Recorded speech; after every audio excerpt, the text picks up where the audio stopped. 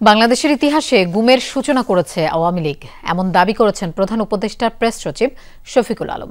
তিনি বলেন, আওয়ামী লীগের এমন কেউ নেই যে বড় ধরনের লুটপাট করেনি। ঢাকা রিপোর্টার্স ইউনিটি ডিআরইউতে মিট দ্য রিপোর্টার্স অনুষ্ঠানে এসব কথা বলেন। তিনি বলেন, আওয়ামী লীগের কার্যক্রম নিষিদ্ধ হয়েছে মানবাধিকার লঙ্ঘন ও ভোটাধিকার কেড়ে নেয়ার দায়ে। সবার সাথে পরামর্শ করেই আওয়ামী লীগের কার্যক্রম নিষিদ্ধ হয়েছে। এ সময় তিনি বলেন, গত 15 বছরে শেয়ার বাজারে যে ভয়াবহ ডাকাতি হয়েছে তার কোনো বিচার হয়নি।